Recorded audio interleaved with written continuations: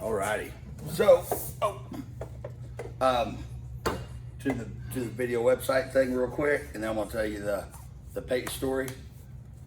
We're still trying to find the right place to go to because they're saying $12,000-$15,000 a month plus so much per prescriber, plus if you go over this, it costs that. I mean, this thing could end up costing $30,000, $40,000, $50,000 a month.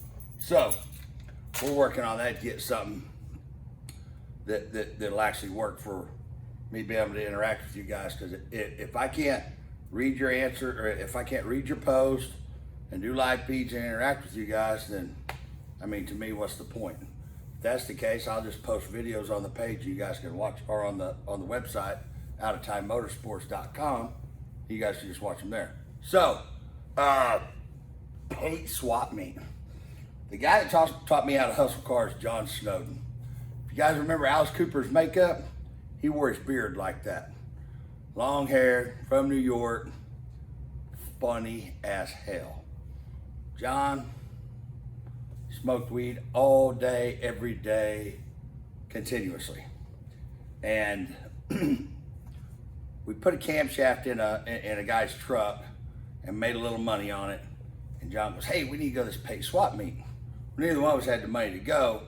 So we took the money from the camshaft and went and bought this 81 Firebird. We get this 81 Trans Am. We got this 81 Trans Am, brought it back, DA'd it down, put it all in primer, cleaned up the interior, all that stuff. And I sold it to a guy for $3,800 or something. So we had these tickets to get in the gate because another guy had like 5 spots and he wasn't going. So he gives us the tickets. We take off in a 67 short wide pickup, 305 with a Granny Gear 4-speed, 373 gear. And we roll to Texas. John was from Tulsa. So we go down to Texas. Back then it was at the Pate Aeronautical Museum. And this thing was basically a big field. And it went from row A all the way down to row ZZ. So it went all the way down to Z and then started over again. The thing about Pate, it rains every year. So when it rains every year, you're basically in a field, it's a muddy mess. We took with us to sell 4 hoods, 2 4-speeds, 2 racing torque converters, and some little miscellaneous stuff. And I think by the time we got there, we had like $3,400. We pull in, we drive through we get there, it's late at night, gates were already closed, so we sleep out in the truck. Now before we left, John ends up buying this tent from a guy. This great big 8-man tent. Brand new in the deal. He's like, yeah, man, I just don't need it no more. So we bought it for like $30, $40. So we're gonna camp. So we got this all figured out. They got showers at Pate. I mean, we got it all figured out how we're gonna do all this. We roll up there. When they opened the gate, we went in. Well, the spaces, they'd already sold the spaces we had. So we literally parked the truck by the porta potties in what was kind of sort of a space, and we took off. So we went through there and we were buying stuff. And if you've never been to Pate Swapmeet, the first couple of days is vendors only, then the rest of the time it's open to the general public. This thing is so big that you won't see it all in one day. And the funny thing about Pate, this Swapmeet's got a life of its own. So if you see something you want, don't do no good to write down where it is. You better buy it right then, because overnight people move out, they move in, people see a better booth, they shuffle their stuff over. So this thing, it's like osmosis going on all the time. Everything's moving. So we go down through there and we start buying stuff. We're buying, early Camaro stuff. I'm buying racing parts and tunnel rams and all this stuff. And we're buying it dirt cheap. And we'd go back up to the truck and we'd drop the parts off. Then we'd go back out again. Well, it got to the point that we had so many parts, we're shoving them underneath the truck. The bed was plumb full of the truck. So we decided somebody needed to sit there, so we took turns. So John would go out for an hour or two, and he'd bring his stuff back, then I'd go out for an hour or two. The worst buy I made out there, and it was a great buy when I bought it, but it was getting it back up there. I bought two sets of 292 turbo small block cylinder heads. 2 sets of them. 4 hits. It was rainy, muddy, and it was back on road ZZ. And by the time we got them things halfway up there, I was ready to give them the hell away. So, but we find this kid with a wagon, pay him $10, haul him. I say, hey, you're my best buddy. So we use that kid all week, all weekend at Swapmeet. We were buying carburetors and we were buying Mallory ignitions and you know, rare hoods and Camaros, Chevelle parts, tack dashes. And we buy this stuff. I mean, we were buying this stuff dirt cheap at the Swapmeet. And then we started selling. So we'd sell a little bit. I mean, we bought stuff till we were broke. Did not have the money to even get home, and that's when we'd stay at the booth, at our spot, and we'd sell stuff. So we're buying, we're selling. By the way, the 4 hoods we took, we brought all 4 back. 2 converters we took, we brought back. 2 4-speed we brought back. But we're buying stuff. It's madness at the coolest level, because no matter where you looked, there was something to buy. And when we do the Swapmeet, well, we're buying all this stuff and gathering everything up, and we're like, yeah, hell yeah, and we're having a great time. And then night comes. So we decide we got to pop the tent out. Nobody's jacked with us for us just making our own booth. So we go put this tent up. We pull these rods out, and we're looking at this thing, and we're trying to figure it out. We're walking, this is no shit. We're walking around in the middle of the night, checking out people's tents. John fucking unzips one, looks in, checks it out. We go back, we try it again. He jacked with this tent for 2 hours, and we were tired. It's 3 o'clock in the morning. So finally we just took four of the deals, we stuck them together, stuck one right up in the middle of it, or 3 of them, one in the middle and one on each end, and literally made a fucking tent, and we went to sleep. I hear something outside, and I tell John, hey, there's people out there. He goes, well, yeah, Swapmeet. I said, no, they're right here at us. And I unzipped that door, look outside, and there's people pointing, laughing, taking pictures of it. John rolls out, got Alice Cooper looking makeup hair down in the middle of his back. He rolls out and he goes, what? He goes, hey, what? You guys need a room for the night? Rent it for $25 a night. We pulled that thing, everybody's taking pictures, laughing. We pulled the thing down, rolled it up in a ball, slide it underneath the truck. We did that every night too, because we never did figure out how to pop that tent. So we go back to buying and selling. John goes back there, and this was in like 88 or 87. 87 or 1987, 1988.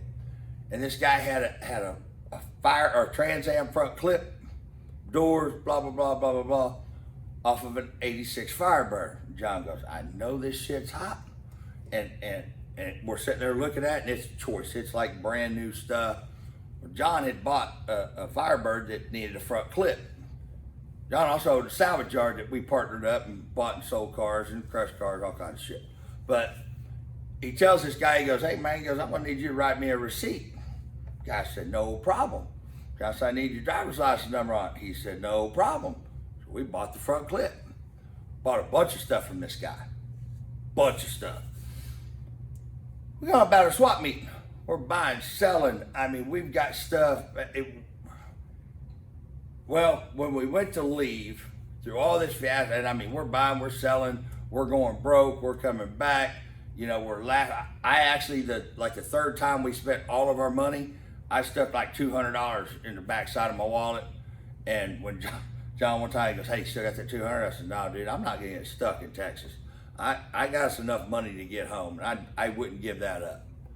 But at the end of the Swapmeet, we start loading this stuff up. And we got big block Ford tunnel rams, we got intakes of every kind you could think of. And we start counting our money, because it's about time to go. We're up about 4,500 bucks. So we start thinking, hey, we're good. We start loading up. We get this truck, we're 6 foot piled over the top of the cab, and we still got another truckload of stuff to go. John goes, hey, there's a guy over here selling car trailers. Let's just go buy one. All right. Back then, car trailer was like 599 bucks. We roll over there, and the guy said, man, just sold the last one. So we're scratching our heads trying to figure out how in the hell are we gonna get all this shit back home. And the guy with the Firebird truck clip drives by, because we had the Firebird clip and a truck. There was some stuff we had to go to his house right down the road to get. And John goes, man, we're trying to find a trailer. He goes, well, he said, hey, I got a trailer. He said, my father-in-law just bought a brand new trailer. He said, if you guys promise you'll bring it back, you can borrow it. John goes, dude, are you out of your mind? You don't know us from Adam, because we both had long hair. He was a super, super nice guy. He goes, yeah, but if you guys promise you'll bring it back. John goes, you don't need to do that.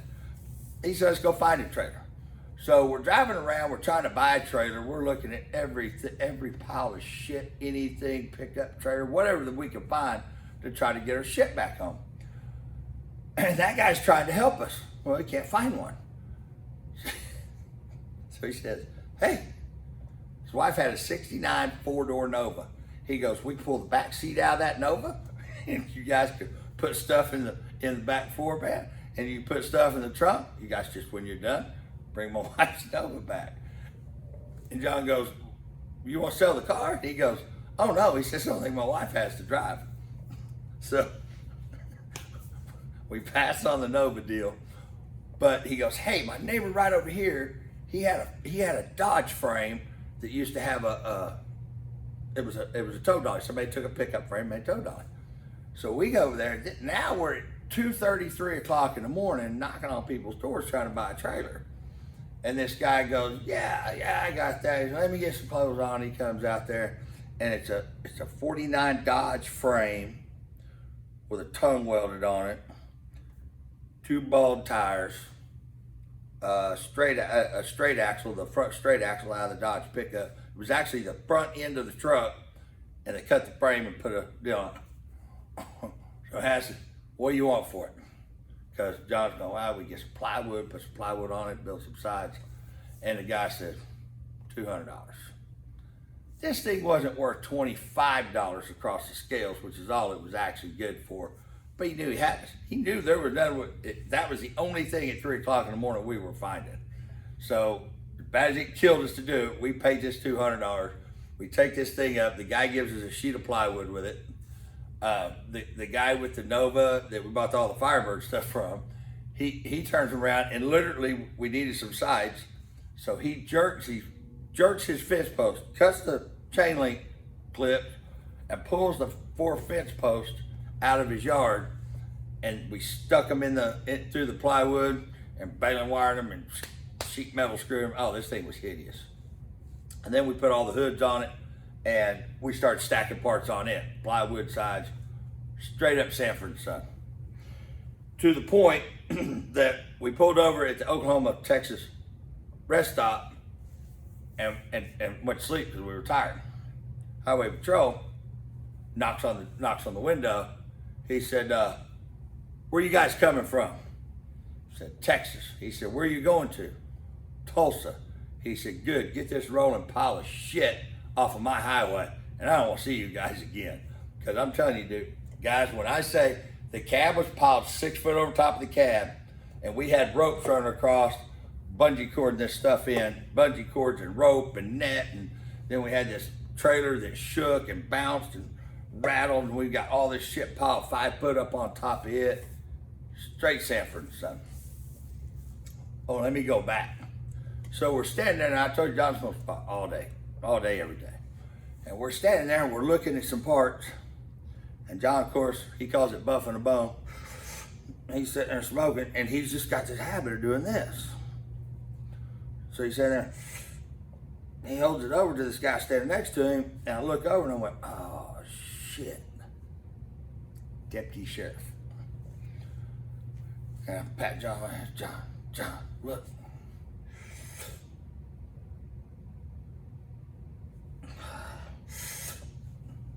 John, look.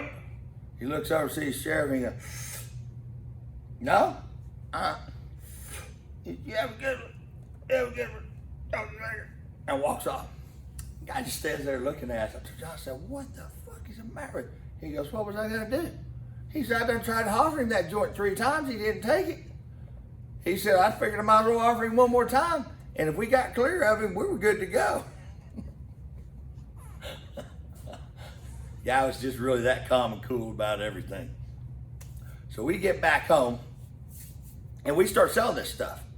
Guy sold the Firebird to, we stopped on the way back to Tulsa and he bought like $5,000-6,000 worth of this stuff. So we get back to Tulsa, we're at his place, counting our money. We got like $8,400. He hands me $4,100. He takes $4,100. He said, sell these parts, and he said, you take the hot rod parts and I'll take these parts. And we're selling parts. Now John had a guy working for him that we called Dum Dum. His name was Roger. Roger was by far the not even closest, sharpest knife in the drawer. He was like the spoon. And the guy that we bought the tent from comes by there, he goes, hey, how'd you guys like that tent? John goes, yeah, fuck you and your tent. That thing's missing shit, it don't. He said, there ain't no way to put that thing together. Because we tried every night for 4 nights to put that thing up. And it ended up with the same 3 sticks every night. Other people taking pictures every morning. So, Dum Dum, Roger goes, oh, I know how to put that up. John goes, oh yeah, well, go show us. I swear to God. Now, Roger was challenged at best. John and I both considered ourselves semi-intelligent people. And this is no exaggeration. In 5 minutes, that thing was popped up, had extra rooms on the side of it, and I looked at it and said, son of a bitch. And John goes, well, at least we made money, because right now, we look like the dumbest sons of bitches on the planet. Pate Swapmeet 1986. Best time of my life. I try to go back every year. If you guys haven't ever seen it, it's just a blast. I don't take parts to sell. I just buy shit and resell it. Last year I bought a Barstool Racer, got drunk driving the Barstool Racer around the middle of the night. Jesse James's guys were down there. I took my 28 Roadster. They're driving the Roadster around. I'm drunk on the Barstool Racer. It's a good time. That's why somebody asked the other day, am I gonna be at Pate? I go to Pate every year. So if you guys never been to that swap meet, now they're doing it at the Roundy Round track. But you'll see me at Pate, running around like a madman buying shit that I don't really need, but God, it's a lot of fun.